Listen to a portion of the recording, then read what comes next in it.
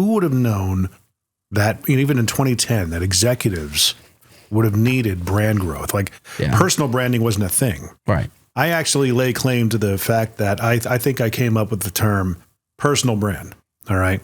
Let's go. You're the Godfather. I'm going to roll with it. Yeah. Even though I wasn't really first in the space to speak about it. Other people have come before me, but I'm going to say I've invented it. I'm going to be Howard Stern and say I invented it. Okay. From the business capital of the world, the Big Apple, New York's Middle Tennessee, it says here. Yeah. Sounds riveting. Yep. This is the Mostly Middle Tennessee Business Podcast, a podcast about Middle Tennessee business owners and professionals. Mostly. That's right. Thank you, Matt Wilson from the Mostly Marketing Podcast. He and I go way back. I may have borrowed a part of his name for this particular podcast, but he was so kind to be the voice of this new reinvented version of what was previously known as the What's Your Problem podcast. This is the Mostly Middle Tennessee Business Podcast, a show where we talk to Middle Tennessee business owners, professionals, entrepreneurs, all those types of people about their struggles, their wins, their challenges, how they overcome adversity, or, just the overnight successes that seem to take 5, 10, 20 years. This is a video and audio podcast. Check us out at MMTBP.com. You can go to mostlymiddletennesseebusinesspodcast.com, but let me tell you, it's a little bit of a mouthful. So I just tried to truncate it down to MMTBP.com. I know, not exactly the most friendly marketing way to go, but it's the best I can come up with. If you have better ideas, go to MMTBP.com and contact us and let me know. I am your host, Jim McCarthy, with JimMcCarthyVoiceovers.com and it'syourshow.co, where we make podcasts like this. So if you're in need of a podcast, you need an intro, maybe you need somebody to take a listen to your podcast and give you some feedback and help you monetize it and all that fun stuff. That's something that we're also getting into as well. Hit us up. That's what we do. Today, this is a kind of a mostly thing. Our guest, Mr. John Mediana. Welcome, sir. How are you? Let's go. He and I hail from two similar places, one from being from Las Vegas. That's right. And now you're also here in Nashville as well, right? Yes, sir. Today, if you're listening to this podcast, we're going to be talking about all things content creation hacks, ways to kind of self-promote and personally brand yourself. That's the space that you're in, correct? Yes, sir. And you're helping with your company called Executive Brand Growth? That's correct, yeah. Nice. Yeah. Sometimes with this old man brain, I forget things. So you came here. You're kind of relatively new to town, though, right? Correct, yeah. So from Vegas, yes. You were there probably, think about the time that I was. Yeah. I was there from 01 to 05. Mm-hmm. I worked for the CBS Radio, which at the time was Infinity Broadcasting. And we had KLUC, we had KXNT, Mix 94.1, Light 100.5, Extreme Radio. Yeah. They were in our group. Was that about the same time where you and I kind of maybe...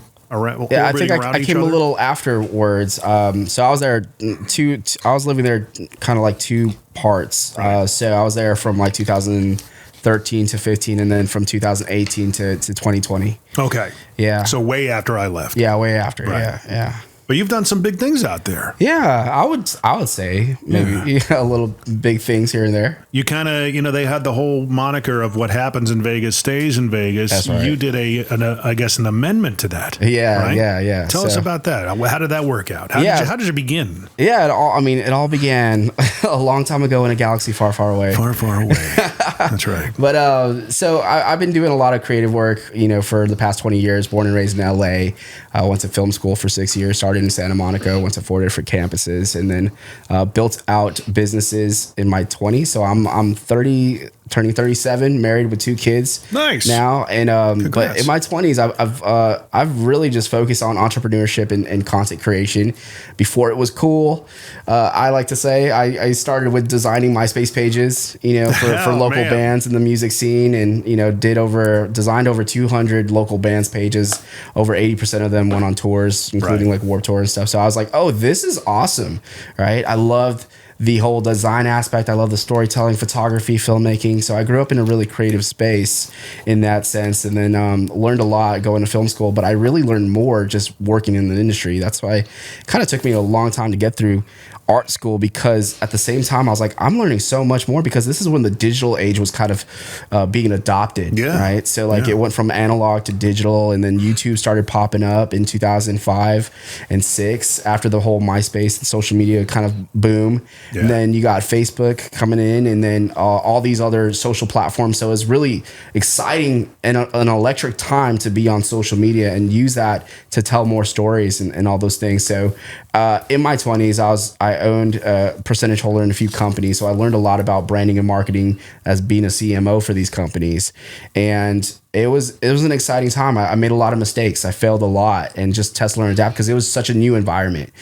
Social media was just like, what can you do? Well, the sky's the limit. You could do whatever, how to get people's attention and bring them through the marketing funnel and all those things. And then I just learned a lot from there. And I got married at 30, and I was like, I'm just going to hang my hat a little bit and just settle down, so I exited those companies, and I was like, I just want to focus on building a family and kind of doing what I love to do, which was directing and filming and all these things. So I started doing that for freelance for a little bit for these entrepreneurs and YouTube influencers and social media gurus and all these people. And we just like built a really tight, a small community really when it comes to the YouTube space and social media. And then I got a call from a company that ran Las Vegas, which is they were a company, an agency that started the campaign "What Happens in Vegas Stays in Vegas" in 2001. Right, and they were looking for adding content creators and more in-house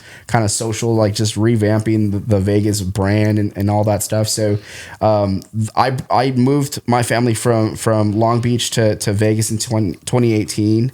And then I started working with them as a content creator strategist, and then a whole job was to rebrand the city of Las Vegas to make it more personable, because a lot of times when you look at Vegas, especially on their social media platforms, it was just like, here's a picture of Bellagio, here's a picture of the Paris, and it was just like, man, there's like a disconnect, and like, how do you connect the audience to a really exciting, electrifying, and vibrant city? Did they not think it was exciting enough as it is? Right.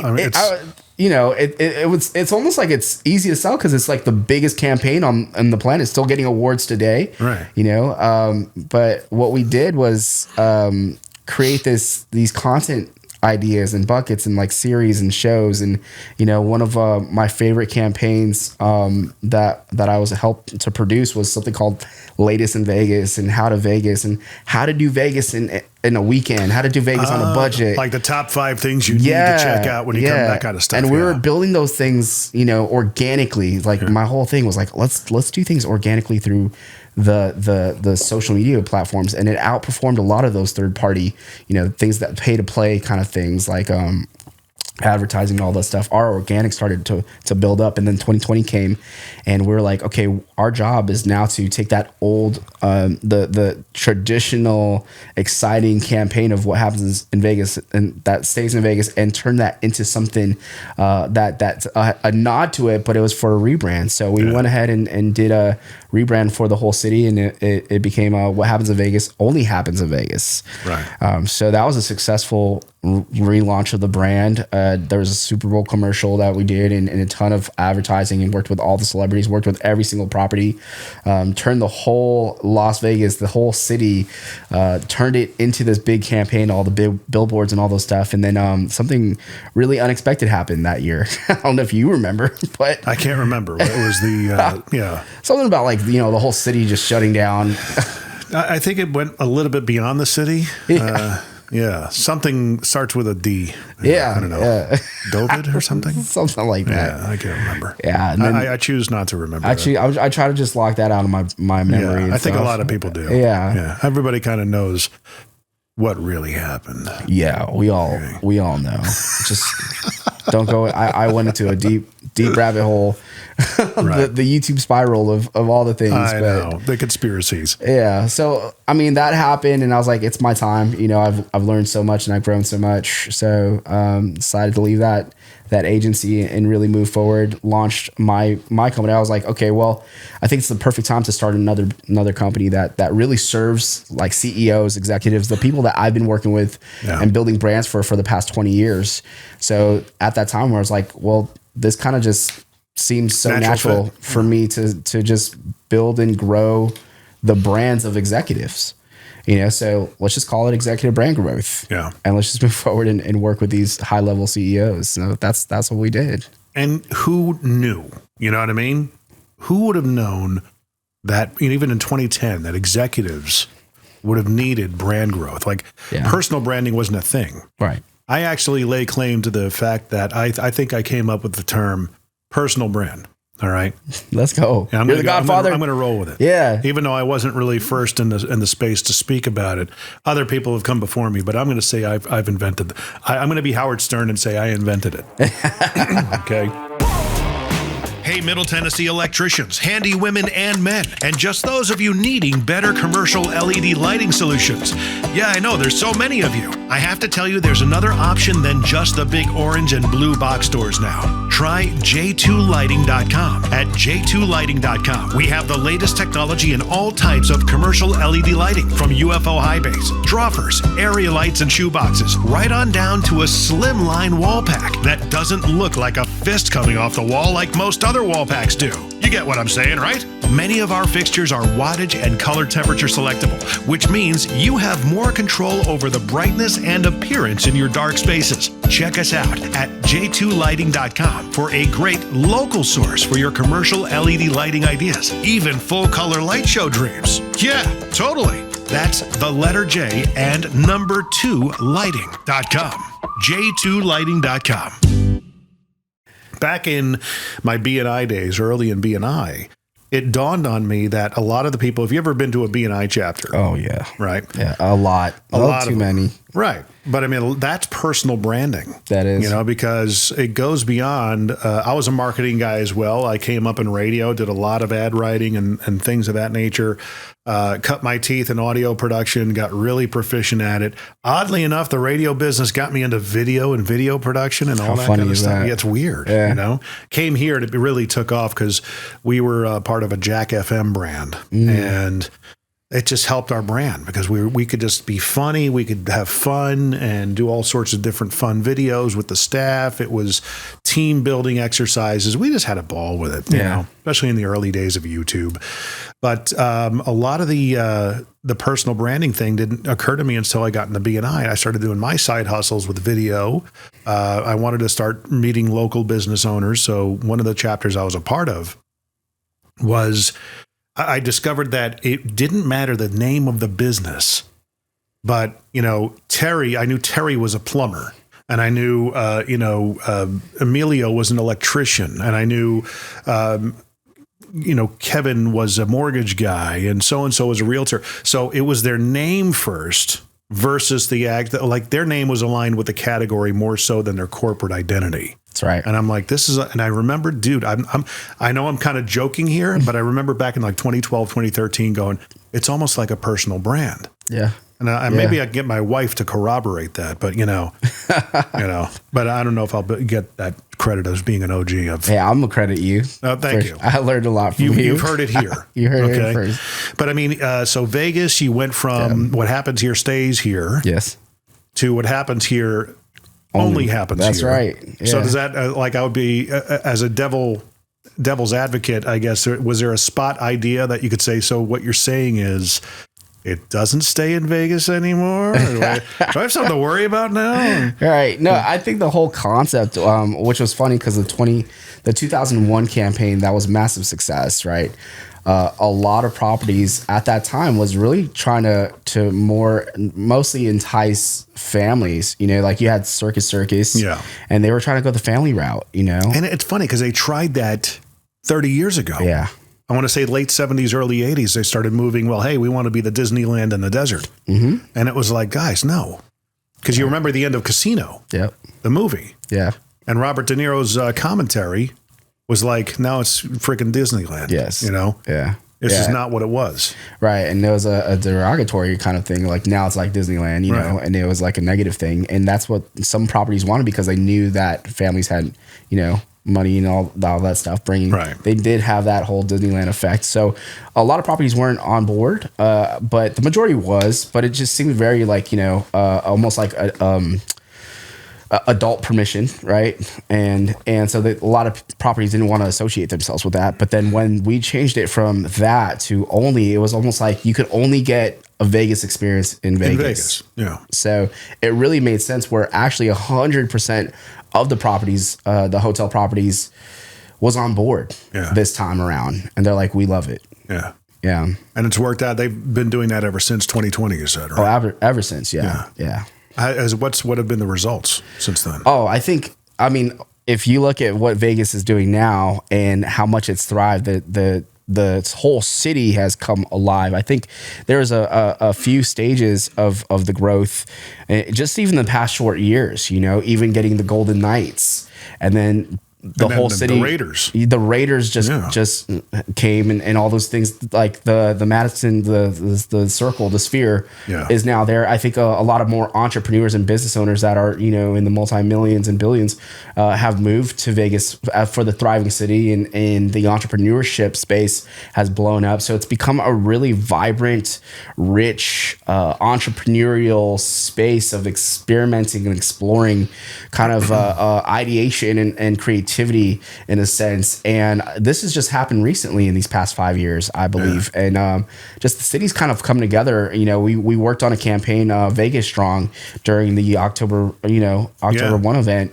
The unfortunate thing that happened at, you know, the Harvest Festival. Yeah. And so I think that kind of sparked you know, when things happen, tragedy happens, you know, even back when 9/11 happened, like people come together through an unfortunate time, but that strengthens the community and something becomes more in that spirit of like coming together and building and rebuilding and all those things. So I think that kind of had, I could pinpoint, you know, that moment starting to bring awareness back to Vegas and it attracted entrepreneurship and attracted things that have been already there, you know, but I think it amplified it or accelerated the process of Vegas becoming really a dynamic kind of beacon and a place, a hub of creative growth and entrepreneurship, and it attracted all these attention from, you know, the Raiders and you know, just the hockey, like even having their own leagues and sports Vegas is now a city. Yeah. You know, it's not just a place where you could gamble and kind of like blow your money over the weekend. It's actually becoming a community and a place to build that community. And, but believe it or not, when I was there, I mean, after September 11th, there was 3 months that September 11th happened after we had moved there. So we moved there in June of 2001. Wow. Our first big adventure, moving from Connecticut to Vegas, never having been there. Yeah. Never having been west of the Mississippi at that point. So we drove out there just taking a chance and a whim. Yeah. I met my future boss once in New York City. That's how I won him over. I actually recreated my demo that got me the job. I brought a portable CD player and a pair of headphones. What's that? I know. A CD Walkman. Look it up. It's probably worth a lot more money now. So I brought that with me to New York City when they were there for a talk radio convention. Yeah. I said, hey, he bought me lunch. I said, pop these on, take a lead. What's this? I said, here's another part of what I can do for you. Yeah. And that's what kind of won me.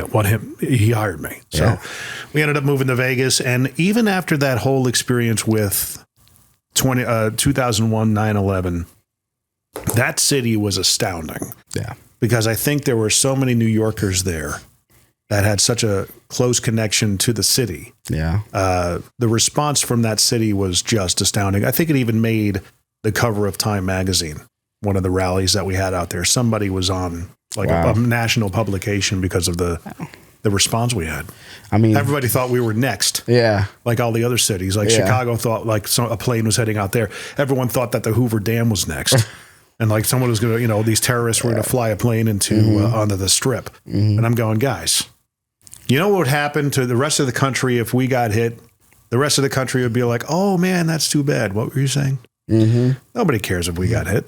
I said, but Vegas was very strong. There was a tremendous sense of community at that point. Absolutely. Big time. Yeah. I never got that impression that Vegas didn't feel like a city at that point. It was, I guess it's a lot more vibrant now. Yeah. I think, on the global scale, Oh yeah. To the ones that have been locals or been in proximity with Vegas, even the surrounding traveling cities like California, Arizona, Vegas has always been a community, in a city, on the map. I think just recently, when I say recently, I mean like the past 20 years recently, it's been on a global scale of like, when people think of coming to the US from an international standpoint, it's New York and it's Vegas, you know. And so like a lot of people are Nashville now too. Nashville is becoming that as well, a travel destination from international. Like when I was in the agency, we'd see the numbers from the international travel, and Vegas was one of the top 5 international travel hubs. Just the airport, the international airport that we got, the ease of the city and how it flew together. I think also we did a study back in I think it was 2018 where they had there was a Super Bowl going on. I think it was not in Vegas, but it was somewhere else. Right. And I think the Super Bowl held like 100. They could accommodate as a city hospitality wise a little over 100,000 people.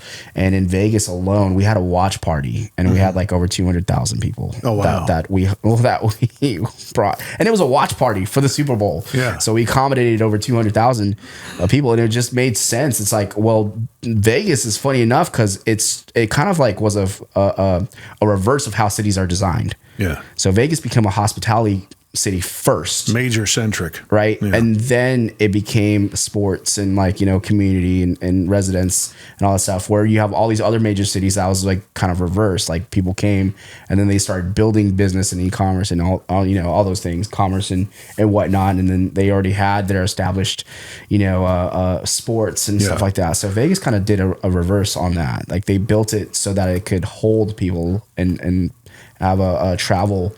It was a vacation destination. It was a gambler's paradise. That's right, it sprung up out of the 40s and 50s because the Hoover Dam was what created the community. Correct. And then, the Italian mafia got a hold of it. I mean, Godfather. Let's go, man. Yeah, that's what started the whole thing. They were the catalyst. They saw, the value of what was going on out there. It was the wild, wild west. Yeah. Literally. No rules, man. Right. No rules. And they went nuts. They built that town. Yeah. And it was, if anything, they showed you the relational proper way to do things. Right. And when you got out of line, there was a consequence. And it was funny, when I was there in 01 to 05, it was a weekly occurrence because the expansion was so much. Yeah. Like what we're experiencing here, every time we move, my wife and I, it's like a phenomenon that follows us, apparently. So we moved to Vegas. We bought our first house, but it was in a part of town that was on the edge of town. Yeah. Now it's in the midst of everything, You remember like Elkhorn, like northern part of town. The 95 would go off to the northwest. Summerlin. Yeah, you'd go out to Indian Springs and Mount Charleston. Mount Charleston has got like communities on the turnoff now. Yeah. Dude, absolutely. That's where our office was. It was right next to Red Rock. Yeah. Yeah. Oh, well, way north of Red Rock. North, yeah. But that was a 15-mile desolate run when we were there. Yeah. At the other side of the 215. West of that, it's all built up now. Yep. That was nothing but desert when I was there. Man. Yeah, the city has grown significantly. They're even talking about increasing the expanding the strip all the way out to the M. Down south? Yeah, down south. Really? And they really they've already got properties and land and all kinds of things. The development has been just a massive boom. Huge. Like, it's just been huge. But what I was saying before, every other week or so, you'd hear about them coming across a body. Yeah. Oh no! Hey, don't get it twisted. There is a lot of holes in the desert. A lot of things that they find out there. Oh, yeah. And you can't operate at that kind of level, without having some people just silence, you know. There was a steakhouse, almost like a cowboy steakhouse. Yeah. That was in the northern part of town. And a friend of ours at the time took us out there. And it was a bit of a drive. And it was out in the middle of nowhere. Wow. Yeah. And it was one of those, I'm like, how long is this place? It's been here for probably 25, 30. Really? Who the heck 25, 35 years ago would have thought, let's build a cowboy steakhouse where it's all rustic, where it's all wood fired, and it was really good. Yeah. But it was one of those things that it took a while to get there. Yeah. Now it's just surrounded by development. Yeah. So my wife worked as a massage therapist. She got her formal training out there, and she worked at first for the Hilton now it's not, it's something else. Back then it was the Las Vegas Hilton. Yeah. Then she got a job with the Luxor, and then she ended up at the Venetian. Okay. And I would take her into work on the weekends because even though it was 5 miles away, it would take an hour to get there. Yeah. So I'll just drive you in and pick you up because she would have to park like all the way. Yeah. You know, it would take her 20 longer. minutes just to, I'll just drop you out the front door. But her clients that she would get. So where do you guys live? Do you guys live in the hotels? And I'm like, dude, did you not see the communities that you flew over when you flew in the McCarran? It's so funny. Like when I first moved to Vegas, I had a lot of curious friends who are like, so where do you like work and what hotel do you work in? I'm like, right. What are you talking about? Where do you guys live? Like what suite do you live in? I'm like, what are you guys talking about? Like, it's a community, right? Yeah. It's like, it's a big community. Yeah. There's like huge suburbs. Like you can't, if you just step outside of the strip, it's kind of like you're putting yourself in like, you can't even tell that you're in Vegas. Right. You know what I mean? It feels like a normal suburb community. Oh yeah. Well, even the radio station where I worked, we were about 6 miles from the strip. So it was pretty cool, especially as the year would progress and things would get darker. I'd come out to my car, and where I came out faced the strip. We were on the west side of town. And it's like the first time you see that and everything's lit up, I'm like, that's a pretty cool thing, man. Yeah. I get to work at a pretty cool place. Look at this view. Man, my last radio station didn't have a view like this. When we lived there, man, I kind of couldn't, it was like a surreal kind of experience of like, this place is electrifying. Mm-hmm. And it's weird that I live here now. Right. And like, cause this is the most famous city in the world. Yeah. And I'm just like, I look outside, I'm like, especially during like 4th of July and stuff, you just see all the properties and the fireworks. Oh yeah. Like, I remember, New Year's. Yeah. 4th of July. Like we're standing in the middle, like, cause it's the desert. So it's just like, you're in the middle of the fireworks. You can see it all. Yeah. You're just like, you can't miss them. No, you cannot. Yeah, it's gorgeous. I loved going out I love the desolation. I could drive 15 minutes in one direction and be in the middle of nowhere and hear just utter silence. And the sky would just swallow you. Yeah. Because it was so big out there. Yeah. And that was my thing. I would go out, like my wife would be working. I would go out and just go out to the desert somewhere. Yeah. And I loved it. Yeah, I used to go out to the desert just to go shooting. Yeah, machine guns. Yeah, like literally, like it's just the best feeling. It's almost like wow, like what can get better than this? No, totally. Yeah, but I mean, they still have the Flood channel out there. There's actually a television local channel devoted to the Flood channels around Vegas. I've never heard of that. Yeah, this is my mindset. Yeah, so I'm sitting in my apartment. I would have that on the background. I was utterly fascinated. Like, hey, this is what we did this week. We built this channel up to, Red Rock, and, it's going to channel the floodwaters. And I'm like, floodwaters, this is the first time we're still in our apartment. And I'd never known about flash flooding. Oh, yeah. And that's a real thing. Oh, it's a real thing. It's a real thing. You take it seriously out there. So you go. So that leads you to Nashville. What popped up on Nashville on your radar? How'd that happen? So I mean, so I've been Nashville was like a second home for me. Just been doing film and photography for a long time. I would fly out here, work with brands like Capitol Records and stuff, direct a lot of music videos out here. So it was very natural. But my wife, like when we were in Vegas, we were having our second kid. And we were like, well, there's no real family around here. There's nothing really keeping us here anymore because, I left the agency and started this. And we were like, okay, we're having our second kid. We kind of kind of need more babysitters, like, so my wife's family, they all lived out here. My sister-in-law, my brother-in-law lived in the peninsula in Hendersonville. My in-laws lived in Gallatin. My sister-in-law was in Nashville. So it was just like, kind of made sense. It's like, you know what? I think it's time to like kind of uproot and go to Nashville. Right. And, my wife was like, yeah, I think so, so we made the move 2.5 years ago, and it's probably the best move of my whole entire life, just because, man, it's just different out here, you know. We moved here before it was cool. Yeah, there you go. So I think we followed the trend we followed your trend.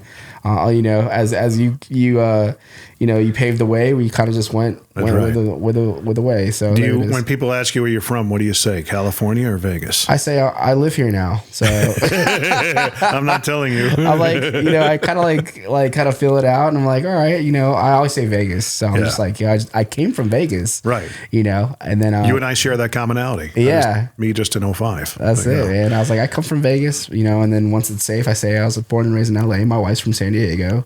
but I mean, the same kind of entrepreneurial spirit that you saw out there, and that kind of culture that had been burgeoning and bubbling up. Yeah. It's been like that here for at least 10 years. Oh, yeah. It's really rich here. Yes. Yeah. Amazingly so. Yeah. I was surprised, I was surprised too. Yeah. And I was kind of really grateful as, we moved and getting to know the community, and I don't like, whenever I move or transition somewhere, I do something called like a listening tour, just like, can I just listen and hear the community, like just get in proximity with people and you really adapt to the lifestyle here, because I'm not here to bring my, kind of junk or whatever. I really care about the community, and I really want to know the people and all those things. And I think that approach is the most organic and natural approach, and like really kind of like figure out like, okay, well, how can I get involved in this community? Like with my skills and the things that I've learned over time and the experience and the things that God's brought in my life, like how could I partake and kind of, participate in the community, and also vice versa. Like I gained so much from it too. So I'm learning as well. So like this listening tour these past couple of years has been really huge, just to kind of integrate into the society and integrate to the communities and learn about what they're all about, Right. So it's been helpful. I would imagine. I mean, who are some of the first people? You've already had family out here that kind of planted the roots, and it was a little bit of an easier transition, I would imagine, for you. Mm-hmm. But some of the first people that made impressions on you, who were they? Yeah, I think I'm just gonna give a shout out to my guys from B3 in Hendersonville, man, like Eric Thornton and Dennis. And like just participating in local communities, it has been huge. For me to just kind of connected as a newbie, like just finding those people. I just remember meeting them and just connecting with them instantly, and they just been so great at being like, kind of like, hey, like I need to introduce you to these people. I need to introduce these people, like, and they made massive introductions. And the first thing that I love to do is like join at chambers or kind of join any community kind of things that are happening, like participate in the events that happen in the city and surrounding cities. So that was a big, huge, I think game changer for me is to get plugged into the right people and the communities that people are already leading and kind of already building and kind of really getting to know them in a big way. Did you join like the Hendersonville chamber? Or was it Nashville chamber? Yeah. So I first joined the Gallatin chamber and then build proximity with Hendersonville. And then, did you meet Jason Duncan in there? Yeah. The real Jason Duncan, baby. Shout out Jason Duncan. That's his stomping grounds up there. That's right. He's been on this podcast a couple of times. Jason, I mean, you could reciprocate and have me on yours, for crying out loud. I mean, I've had you on twice. Just saying. There you go. Shout out. Yeah. I shame people on this podcast. Let's go. Yeah, no shame at all. And then getting involved in the city of Nashville, my first office was at the Entrepreneur Center, and just getting in proximity with some like just people. That's a good place. Yeah. It's so far away from me though. I can't. I know, because they have a podcast.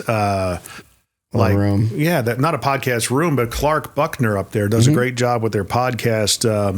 Nashville efforts. Pod. Nash Pod. Nash Pod. Yeah, he does an amazing job. Yeah, I met all them. A friend of mine actually met. His name's Angus Nelson. He was the one that helped start it. Yeah. Right, and then and then Clark and all of them. I think that they're phenomenal. I met a lot of people through that community, and I met my friend Dr. Justin Mosley through that, and Jim, he's been on this podcast. Yeah, so it's just, I think it's just a small town. Again, Justin, we could reciprocate. Come on. I'd love to talk about mindset. There you go. You could reach out. I'm from the Northeast, so I deploy a lot of Catholic guilt. So that's what I do. That's hilarious. Yeah, and then our friend Jim Morris. Jim Morris, yeah. He's from Boston. He's a Bostonian. Yeah. And he's been on the podcast. He said he's going to get me on his podcast at some point. Yep. It's funny. Every time I keep on forgetting to do this, but I will always put it out there. I will always ask. I have premonitions about who is going to be on this podcast.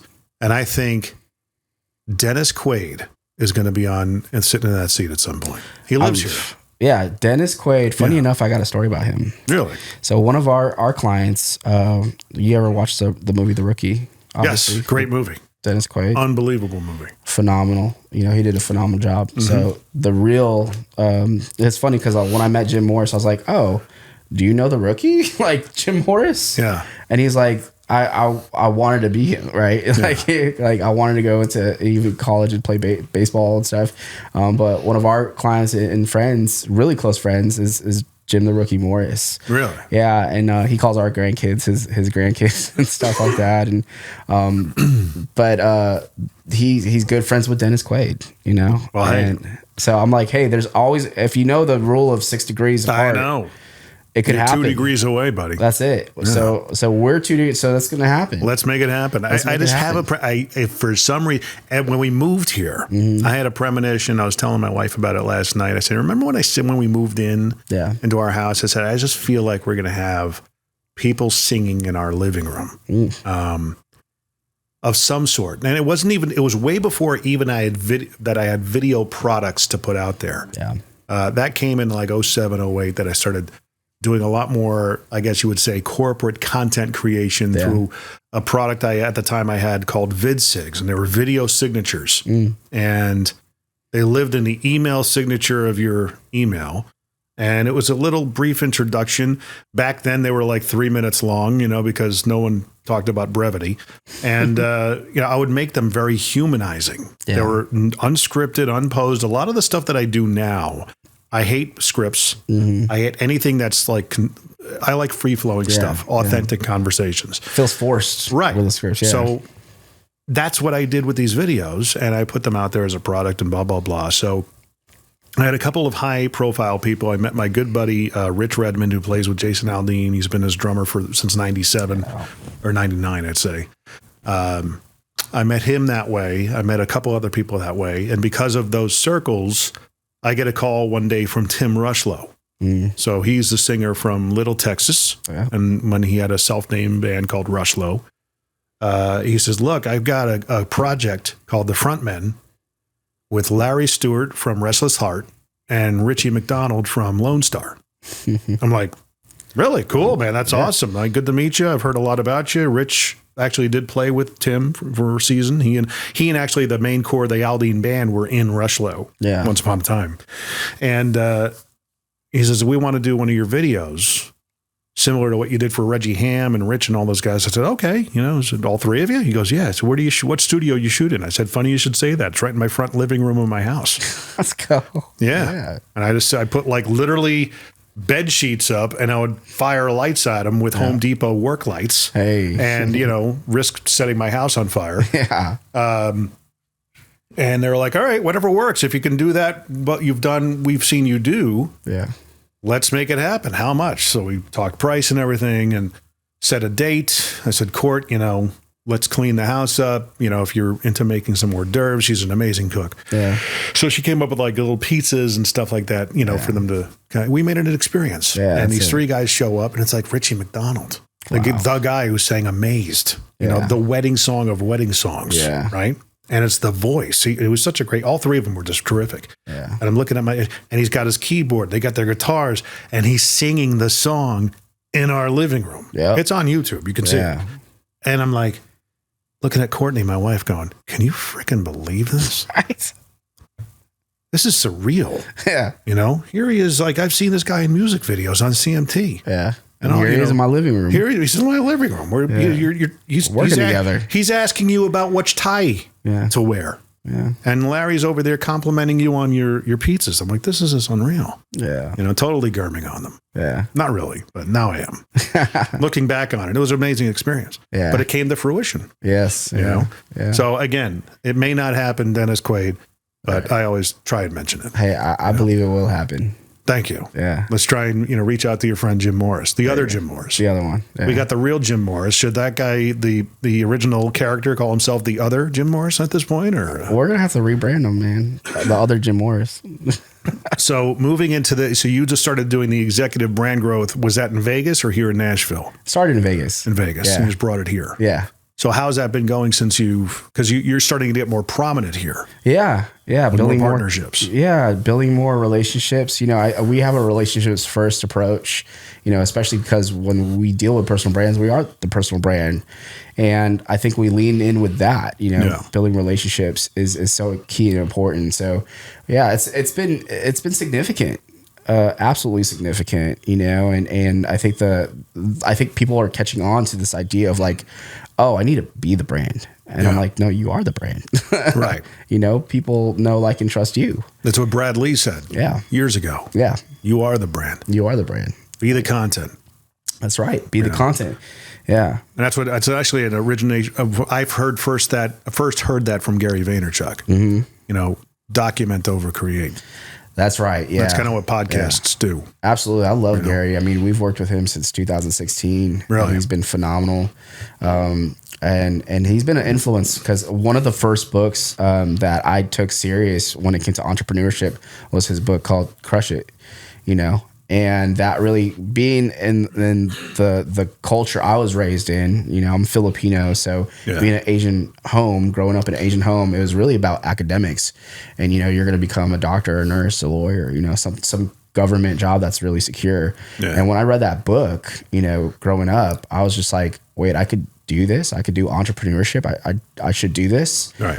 And it really challenged me and pushed me really in the direction that I am now. So I attribute a lot of, my entrepreneurship things and mindset for Gary Vaynerchuk. And it was a really full circle moment when we started working together, and how did you end up meeting him? Because he was pretty prominent by then. Yeah. So I met him in 2016.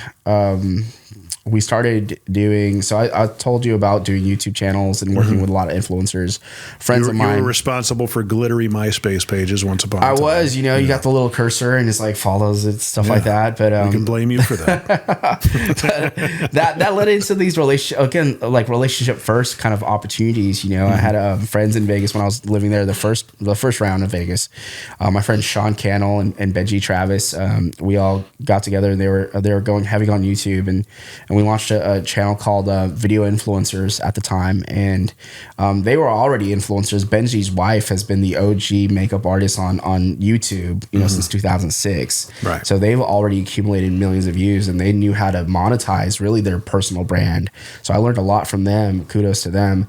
But when I made really good friends with them, and we were just doing life together, just doing YouTube videos and stuff, and it caught word, where we would interview influential people and they would share their strategies and tactics to grow on social media. Mm-hmm. So we were interviewing Lewis Howes and all these folks, and then got a hold of Gary Vaynerchuk. They heard about what we were doing on the channel. We are actually top channels on Forbes when it came to business YouTube channels, video influencers. Yeah. So Gary reached out to our team and was like, hey, I want y'all to come out to New York and let's do an episode. He was just launching Jab Jab Jab Right Hook, the second book at that time, and so we did a interview with him, and I flew out there with my friend Benji to do a Video Influencers kind of a YouTube video for the channel. And then we just clicked. I think my most favorite compliment that Gary's ever said, this is like the best compliment ever, because at that time D-Rock was his video creator. His guy. His guy. He's still his guy, you know. But D-Rock moved on, I think. He did move on, yeah. He's grown it. And me and D-Rock, like, we're cool too. And he's such a great dude.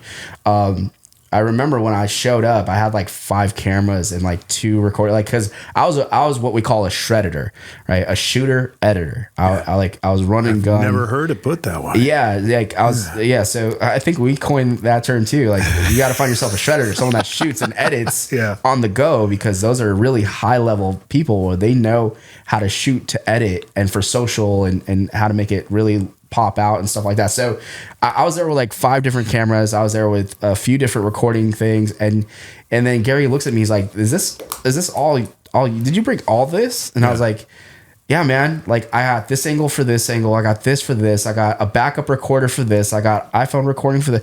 Because I always think about how to edit it really quickly and fast. And if something, like if a battery died or something like that, I know, like, all right, well, this is the backup just in case, you know? So he was just like, I'm impressed. Like, D-Rock, take notes, man. You need more cameras. And that was like my most favorite, you know, kind of like, wow, like, dude, I got a really solid compliment. You've been doing it a long time. Yeah, you know, and when you've been doing it a long time, you run into things that you failed at to add to your new tool belt of like, this is how we're going to prevent this from happening if this ever happens. Like, if a battery dies out or a camera goes bad or a card is corrupted, we got backup, you know? So that video launched, and I think it's one of the top 5 videos on their YouTube channel with over 1 million views. Nice. Something like that. And then Gary was just so impressed that he's like, hey, can I just reach out anytime we're in Vegas? You know, I would love to, and I don't have D-Rock with me. I'd love to work with you. So I worked closely with Gary and his team at VaynerMedia, and I was working with some clients with him at Sasha Group, his other company, and all that stuff too. So it's just a very great, healthy, awesome relationship, and it was really cool. I think we're going to be hearing from Gary as long as we're alive. Oh, absolutely. You know, his approach really resonated with me. I discovered him by accident going to a Facebook, when Facebook was putting out business profiles and starting to build that up in 2015 or so. They had tours going around the country and had like a convention at Marathon Music Works. Yeah. So I went to the convention for a company I was working with at the time, just to kind of, you know, glean and learn and all that stuff. And they had a round table, a panel discussion, more like it. And people were asking, where do you derive your marketing principles and ideas from? Yeah. And this one guy says, you know, I listened to Gary Vayner. I just wrote his name down. Yeah. Got back to the office, Googled him. First video was like out of the box. I was like, oh, I'm hooked. Yep. I love everything you're saying. Yep. You know, he was from my part of the country. I completely got what he was saying. I was a big Cardone guy too. Yeah, Grant. Yeah. But it's funny. They are polar opposites. They are. In terms of how they approach their content. Yep. You know, Cardone's very transactional, he's a relational guy. I've met him in person, been down to his place. He's a great guy. But his approach is like, you know, $4.99 now it's only $49, you know, that kind of stuff. Yep. Whereas Vaynerchuk is just, you don't even know what he sells. Like, he doesn't even have a course. Yeah. Gary just gives it away. He just gives it. And that's his legacy. Yeah. You know, and that's why I say we're going to hear from him for a long, long time, because it takes time to build a legacy like that. And this is kind of like leading into the next part of the conversation we're going to have. What's happening with this space? Because we're seeing a lot that's going on. Yeah. There's a bubble of sorts with so many people wanting to be influencers. Mm-hmm. If you've read any of the stuff that I put on LinkedIn lately, I'm calling, you know, in so many ways, a lot of different people out with their way they go about doing things. Like, guys, you got to go about with the relational aspect. Yeah. These guys like Andy Elliott out there that are doing these, he's the Howard Stern of, he's a shock jock, essentially. Yeah. I mean, I think that trends, that bro sales mentality is going to die out. You think so? Well, I think I follow trends, you know. Yeah. I mean, being in it since 2003 with MySpace, I've had the privilege to watch the different, you know, progressions and trends flow in and out, you know.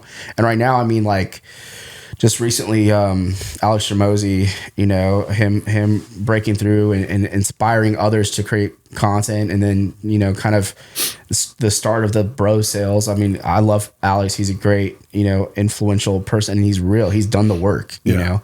Guys like Andy Elliott, like Shock Factor. What do you do after your stuff gets old? Because people do have content blindness, right? What else is there? What's the depth? Like immune to it, right? So they're immune to it. They don't you had like the Andrew Tates of the world and all that stuff. Even his kind of trend is dying out. You know what I mean? This alpha male approach and like all this stuff. It hit at the right time, and then So you look at the trends, and you're like, all right, who's sustainable? That's why Gary V's model, when it comes to legacy building, is sustainable because and the Patrick Davies of the world is sustainable. I like him too. He's a great guy. And that's sustainable in social because they're practitioners and they're relationship first, and they're giving value first. I mean, PBD. I mean, valuetainment. That's his whole brand. And it's like even I would love to. I reached out to Brad the other day. I said, hey, episode 200's coming up. Let's make it a centennial thing. Every 100th episode, I'd love to have you on. I've yet to hear back from him, Brad. But he's aligning himself with a lot of these freaking clowns. Yeah, I'm like, Brad, this is not you. I would tell him you can do better than this. You are better than this. Yeah. I know. I have a pretty good idea of who he is. Yeah. He's got a little bit of the bro factor going on for him, but he is truly who he is. You see him on. Yeah, he's a relationship guy. He's a relationship guy through and through. Yeah, but he's aligning himself with these ass clowns. Like, dude, stop. Yep. You're better than this. Yeah. I think you're more in line with a Vaynerchuk than anybody out there. You're more in line with a Milet, a Pete, Patrick Bet David. Yeah. Cardone is Cardone, believe it or not, I think he's fallen under the radar for a season. It happens when, the shock value kind of wears off. But Cardone wasn't shocking. No. Cardone is truly, this is what I think. I'm in my 60s and I'm basically building a legacy and my wealth that I should have been building from my 30s and 40s. That's his story, right? Yeah. So I think like he's got stripes. He will always be, he will always have an audience because people that are reaching that age are also in the same, like, how did you do it? Yeah. When does this come to realization? I think a lot of people are recognizing now, just more recently, the power of the personal brand. Yeah. Because things have shifted. Yeah. When it comes to, I'm building a business, and I got to like get money, and they're thinking about the transaction so much, and the idea is like, well, what's beyond that? Like, what is underneath that? We would never. Do you think Tesla would be Tesla without the Elon? Right. Or, VaynerMedia that exists without Vaynerchuk. With Gary. These things would not exist. I mean, like, just running the business, that's the practitioner of it. And then like you get to just build something and tell people what you did. That's it. And when it comes to legacy, the reason why PBD and all these guys are great, Gary Vaynerchuk, because they have a sense of legacy and they have a sense of like, this is who I am. And they have kids that are growing up and be like, you want to know what daddy was like outside of being your dad? Yeah. Here's a whole thousands of videos online. Just here's the playlist. Not just his kids, his grandkids. His grandkids. And I remember PBD said one time that just hit me and resonated, and which is why, honestly, I do what I do and help these executives build out. It's just not like, well, I need sales. I'm like, no, you don't. Yes, sales should be the byproduct of you being as authentic and as relational as possible. Sales is the byproduct. Wealth is a reward for you doing the best, delivering the value. And what I learned from PBD, what he said was, if I had 100 hours of my great grandpa, how much value is that to because me? You're going to take it to heart more so than anything, because he's family. Exactly. My business partner is now sunken his teeth into the notion of being more public, because I think Amanda Banks. Yep, she's so great. Yep. She's amazing. Yeah, she LinkedIn. You ever have the motion? I call it the I don't know. Maybe it's cognitive bias. The notion of when you tell your wife that she's beautiful, but it doesn't matter until she gets hit on at the grocery store. Ooh, my God, someone thought I was still beautiful. Got it. Right, So with John, my business partner, I've been telling him for years, dude, let me just put a camera on you. Yeah. When you go off on these tears, he's like, I'm not. Okay. So finally he gets in front of her and she just basically parrots everything I said. But somehow she broke through. Of course. And now he's like, okay. It's like a married couple, right. It's kind of like, which is fine. As long as you're on the journey, okay? As long as you're getting stuff out here, because buddy, people need to hear your thoughts. That's it. Okay. Yeah. Not just because they're your thoughts, but because they're good thoughts. Yes. They're healthy thoughts about business and how to build culture and how to healthily understanding that it's not going to be a overnight success. No. It's going to take 5 to 10 years. Yeah. It's so funny how that happens. I mean, Gary talks about it all the time. Like, he does. My overnight success took me 12 years. Right. And I told him, tell John is completely different from Gary in the sense that John is a faithful believer. Yeah. I always tell John, I said, I'd love to get you and Brad on the same episode to talk about the whole God thing, about the name of Jesus. Yeah. I said, because you can really straighten him out. Absolutely. I said, he's had so many people on his podcast that couldn't. I said, dude, I think you're the guy. Yeah, man. You'll get Brad Lee to go, okay, I see it now, If anything, to make a friggin' decision. Yeah. Because he's like, I'm seeking. But anyway, I'm digressing. So you have all these different things like, John and my business partner stepping out and doing this thing and embracing it. And I love it, because there is a rising tide, I think, bubbling up right now. Yeah. That is going to be contrary to all the bro fraternity stuff that we're seeing. Absolutely. Yeah. The people on LinkedIn that have nothing but bootlickers in the comments, and they're not really saying anything. No, they're not. And it's like they're looking at you because you take highly polished photos of yourself that should be in a magazine. Perception. Yeah. Right. Yeah. And it's like, where's the realness? That's not, and they have the audacity to talk about authenticity. It's not authentic, guys. That's funny. Well, this is how I see it. I think Gary Vee said it really well. There's a case study that I was looking at where, back in Facebook advertising, like 2016, right, where it boomed completely. Yeah. Gary Vee was the one saying, Facebook ads is cheap right now. Everybody should be doing it. Everybody needs to be doing Facebook ads. And then what happened? They listened. Yeah. So every single business, and there's agencies left and right that running Facebook ads and promoting that, and they're just making a killer, right? And then so this is why I think like marketers kind of ruin everything, right? So like, come on, right? That is a thing. That's what he says. Because people actually do it, and they do it.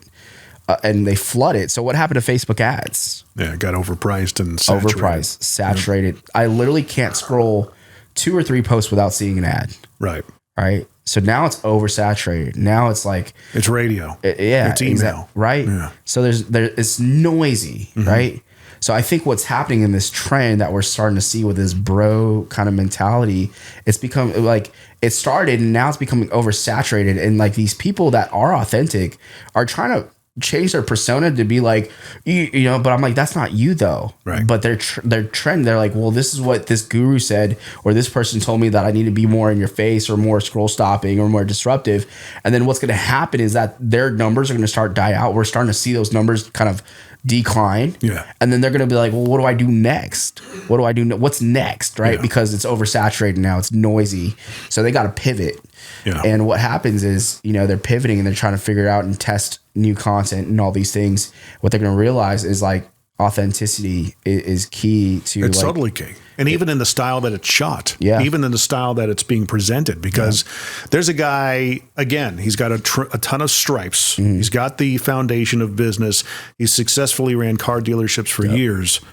He's starting to put himself out there more, but he's doing it in a very not disjointed, but disconnected, unauthentic, posed, slow-mo walking videos, getting out of the rich car. And then he's got it, you're doing the whole, snapping the jet. I'm like, oh gosh, dude, what is this, a movie trailer for crying out loud? Come on. And he's sitting there thinking, this is the coolest thing ever, man. But somebody's telling him this. I'm like, dude, just get him in front. Tell me what you believe. Yeah. All right. Yeah. That's one of the questions I ask a lot of people on a podcast, whenever I'm doing culture interviews for different companies. What do you believe about what you do? Yeah. Okay, just start there. Yeah. What do you believe? What do you like, John Mediana? What do you see as the problem with personal branding these days? Yeah. What are you seeing? The thing that I'm seeing that is one of the biggest mistakes I think people make is that because we have a lot of examples for personal brands today. So a lot of people that are getting into the space, they want the clout. They want to be. Here's the thing. I think that we've convinced ourselves that we want influence, but truly, if we dig deep, we really want to create impact. Yeah. And influence becomes the counterfeit to impact. Ooh. And the reason why being is influence happens, you know, you could have influence virtually. I could influence someone to buy something or buy a hat or buy, you know, something. I have influence, you know, and that's why they call them influencers, because, you know, they could sell stuff. Yeah, the modern day celebrities. Right. So impact, hawking products. Impact is the pure definition of impact is proximity, like creating impact. So if like, you know, if you shot a rocket to space, if something created impact with that, it's going to change the trajectory of the whole course of the rocket. They're going to make a decision about their life. So I think what's the trend that needs to reset is this idea of how do you create impact, not just influence. Right. Influence is a very surface level. It's every entrepreneur, every business owner, like, I need influence. I want to speak on stages. It's like, yeah, but you never built anything. Right. I want to speak on stage. I want to share. So I want to be looked at as this influential, amazing coach. I need the vanity number, so people just start paying for whatever perceived value they think they need, instead of like saying, hey, let's stop doing that and actually do the work. Right. If you do the work, and you'll create impact and not just influence. Influence will be a byproduct of the impact that you make. Right. But the idea here is, I think people chase influence rather than chasing, like, I really want people to win. I want to create an impact. How do I do that? It has to be in proximity. It has to be in community. And you can't care about your own performance. That's it. Because that's the thing. That's my perception a lot. Well, what are your numbers in your podcast? I'm like, look, I'll be real with you. Yeah. About 180 downloads on average. Yeah. Per episode. And I always put it out there. I want 10,000, you know, and that's our BHAG.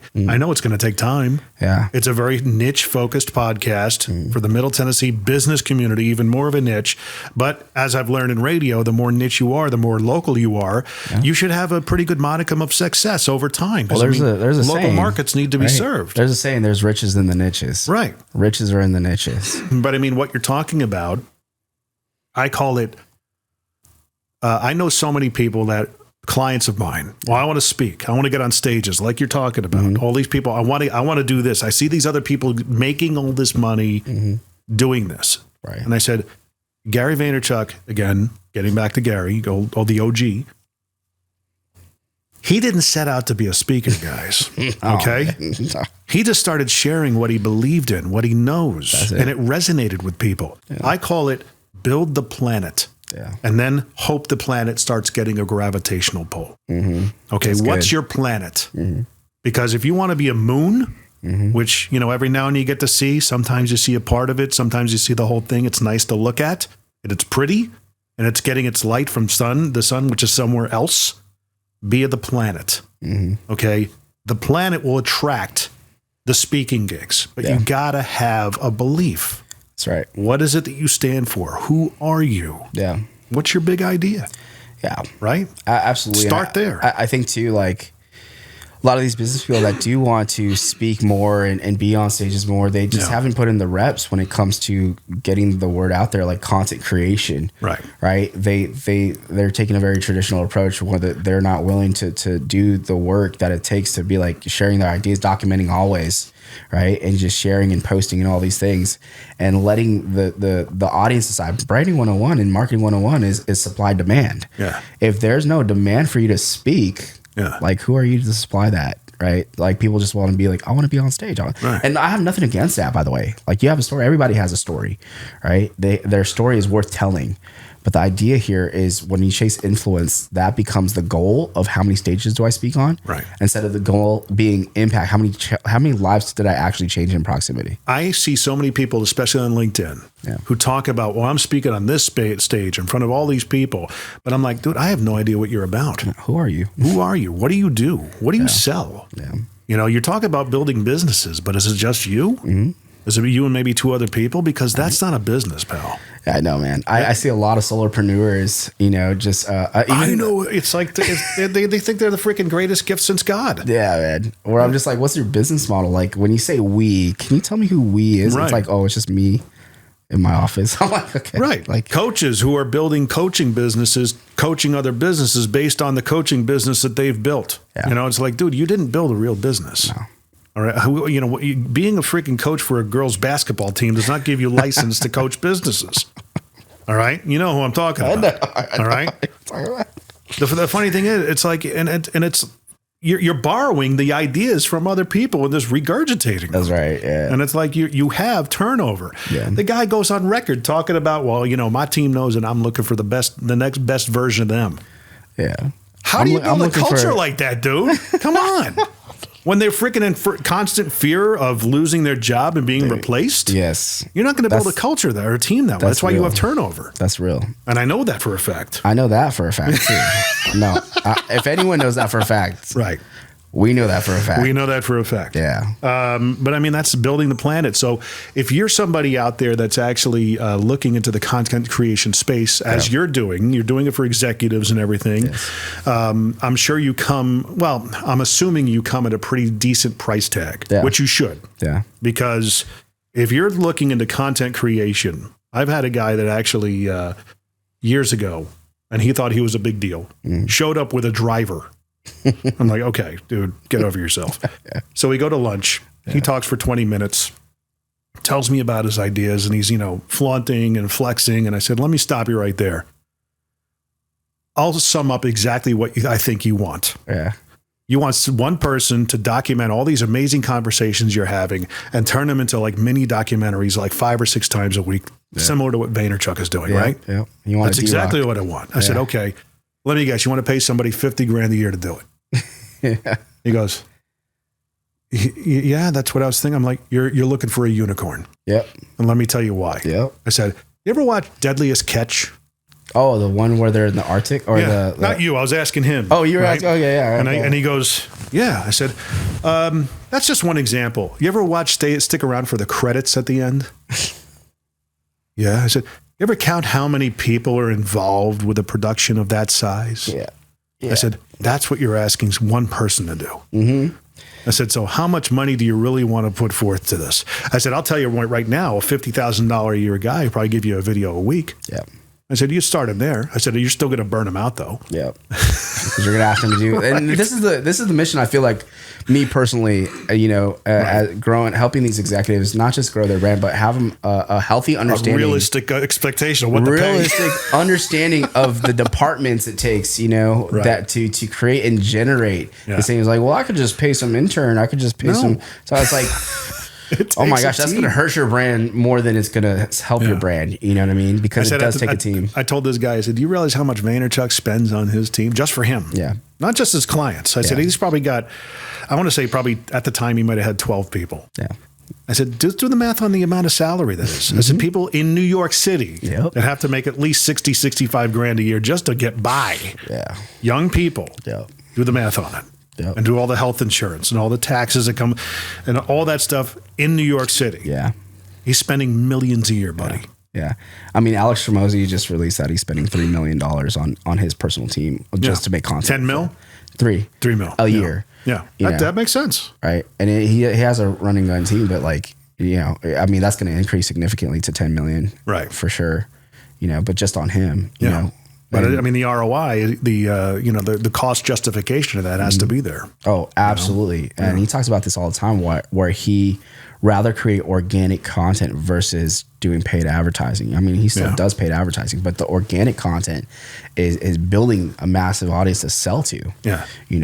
And his brand is significantly grown massively because it lives online forever. And people don't understand that organic content does take time. It does. When I get podcast, clients who want to do a podcast, I learned a long time ago in the car business, when I was in the car business, set expectations early. I said, one of the first things in the first 5-10 minutes of any conversation, I said, listen, one thing I will tell you, if you want this thing to have any legs, you're in for a 3 to 5 year grind. Yep. If you're putting out one episode a week, minimum, 3 to 5 years. Yeah. Now, with that being said, you could have a hockey stick moment early, depending on the content, how you come across, how good you are. Right. Do you have charisma? Because at the end of the day, it's all about how entertaining you are. Yes. Yeah. And that's it. It's persona. It is persona. And the value that's given, right? So like I have the same conversations. I remember even going back to Alex, he had a conversation with his YouTube team in the very beginning, and he's trying to like get on YouTube. And this was just recently too. He's like, so you're telling me, so Alex, like, you know, you want to do a year-long contract? You want to do 2 years? He's like, put me down for 10. Yeah. 10 years. Good for him. And he's like, and then the YouTube team came back to him and was like, are you serious? Like, we've never had a client say, put me down for 10 years. He understands it. He gets longevity. He gets growth. And of course you want to see return within the couple of years, you know, but you're right. That hockey, the idea, I think the problem that a lot of business owners, entrepreneurs have, and this kind of like myth that needs to be busted when it comes to this space about speaking and personal branding is that it takes time to build. Right. Right. It just takes time. And it's better that you make content today than wait, because you could have been making content, you know, it's going to go a year from now, you know, 2 years, and you're going to regret the fact that you didn't start making content, that you didn't start working with Jim to launch your podcast. Right. You know, like you're going to regret it because you're wasted all that time trying to chase the shiny object of like, oh, what's trending now? I'm going to do this and do this. And, you know, it's like build the foundation, you know, of content. Like just make that a standard operating procedure where you just say, we're here, we're going to build content, we're going to document always and share the value and really show people how we serve our clientele and our community and all these things. And everything from there, you're going to learn how to build that muscle of content creation. And it's going to be a lot easier 5 years from now than it is, you know, just going into it today. And your first video is your worst video, by the way. Which is okay. Which is totally fine. It's natural. I go back to listen to my first voiceover demos, and they're god awful. They're terrible. I had a 10-minute production demo to help. I thought it would get me jobs in radio. Oh man, 10 minutes. The attention span on that. I mean, the attention span is different back then than it is today. It is. Right. I mean, you're also dealing with a different generation back then. That's true. Yeah. Program directors and radio stations were my age at that point, so it was. I had this whole like, hey, welcome to the Jim McCarthy production experience, with me walking down a hallway with reverb effects and water drip. So you were weird. You were the movie the slow-mo guy in the very beginning. In a way. But we learned though. Cringy. How long did it take you to experience like, you know what? I actually got to deliver the content faster, and I got to start, you know, because that's the attention span. But this is what people when the phone didn't ring. Right. And I just started let me just make an amalgamation, compilations of all the different imaging pieces I've made for the radio station. Here's my commercial. Here's my imaging demo. They're 60 seconds. Boom, boom, boom, boom, boom. And then I started getting interest. That's when Vegas came calling. Yes. So, yeah. But exciting, you know, man. Literally every night, because I had a night shift at the radio station. Yeah. Putting a cassette tape in and then hitting the space bar, going for 10 minutes, doing my shift, preparing for the next break, and I would have folders and resumes and cassette decks and tapes laid out, and I'd just start packaging them up. Yeah, and look in the trade papers all the time for who to send them to. Yeah, never got a hit back. Oh yeah, they were like, yeah, screw this guy. Way too long, buddy. Yeah, it's like get to the desired outcome. So I think like this, you know, Simon Sinek did this thing called Start With Why. But for me, I'm like, if you're in business, if you're an entrepreneur, no one cares about your why yet. Right. Right. Start with how are you going to help them? Right. Right. Start with that, because people want to know, what can you do for me? And that's just how we're wired. Yeah. You know, what can you do for me? Like, what is your unique value position in the market that makes you different than any other media agency or agency that's in my DMs, by the way, every single day telling me I could get you more leads? Yeah. They're always funny. Yeah. Hey, you're a podcast producer. We can produce your podcast. I'm like, okay, you really not done your homework. Clearly. You know how many people I get hit up with the mostly Middle Tennessee business podcast? Yeah. Hey, I got a good guy for you that's really great, and he'd be a great fit for your podcast. Terrific. What's his name? It's so-and-so. Great. Where does he live in Nashville? Oh, he's out of Monterey. Oh, okay. When's he going to be in Nashville?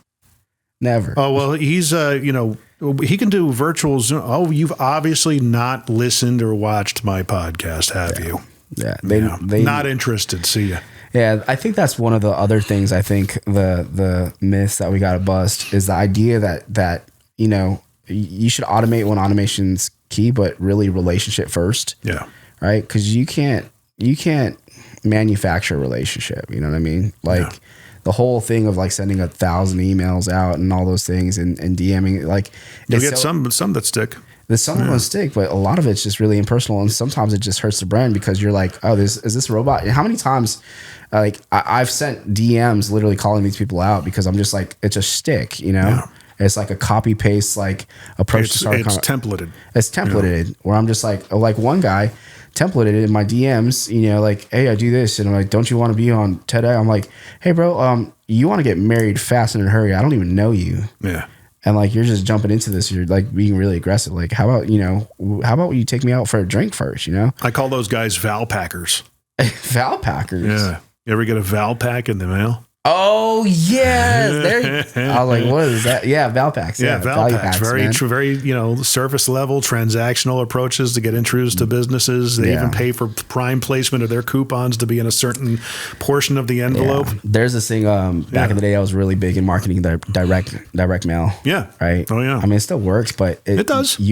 What you're doing now is segmenting a specific audience. Right. So if you're really direct, and I guess it just depends on your business model, right? And your outcomes. And that's the conversation that people need to have is like, well, what's your desired outcomes? If you want to go more direct and like just surely crush numbers and then get like a small percentage conversion rate, like between 2 to 3%, then yeah, direct mailing is perfect for your business model. But if it's a more personal touch, if it's more like a service or, it's kind of like the wrong approach to do it because you're not, you need like a type of audience that's more elevated or understanding the value that you present or bring to the table. That's B&I, buddy. Yeah. I mean, that's all about relationships. Yeah. We talk about it's more about farming than hunting, That's exactly what I kind of learned from that. But yeah, there's a lot of, the good thing is that if you choose to be authentic in your approach, just speak about, oh my gosh, here's a whole nother topic. Speak about what you freaking know. Don't say it again for the people in the back.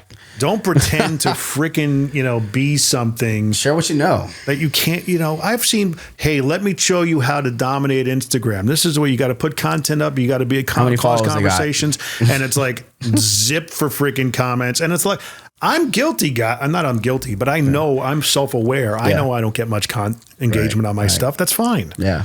I don't pretend to know to do that. You're not selling that. No. What your expertise is podcasting. Voiceover. I know that, right? Yeah. So like that's a great myth number 3 that needs to be busted is talk about what you know. Yeah, because you will be found out.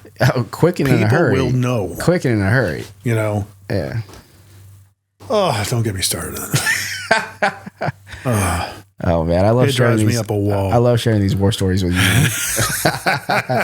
It's fun to hear from somebody who is you have a lot of stuff going on for you. Yeah, a lot of really cool stuff, but you also have a humility about you, which is, I think, part of your superpower. Oh, thanks, man. So, how can people find and follow you? Yeah, just go ahead and follow if you want to follow me on Instagram or anywhere online. It's John Mediana. That's Mediana. Media is in my name. I feel like I was born to do this stuff like media. Right. So if you want to check out what we do at Executive Brand Growth, just go to executivebrandgrowth.com and come hang out, man. Right. Very cool. Well, I appreciate you being on. And of course, I appreciate you guys tuning in, listening. This has been an amazing episode. If you've enjoyed it, share it out. Tell your friends about it. Tell your family about it, all that fun stuff. Send them to MMTBP.com for Mostly Middle Tennessee Business Podcast. Rate, review, subscribe, share, all that fun stuff. And, even though we talked about, our impetus isn't trying to get as many downloads as possible. We want to share good content. But of course, we also want, some exposure. So we put it out there. We say 10,000 average downloads over an annualized basis. It may take us a couple of years, but I believe strongly enough in this thing that it could happen. So there you go. John, thanks for coming out, pal. Hey, man. Thanks so much for having me on your show.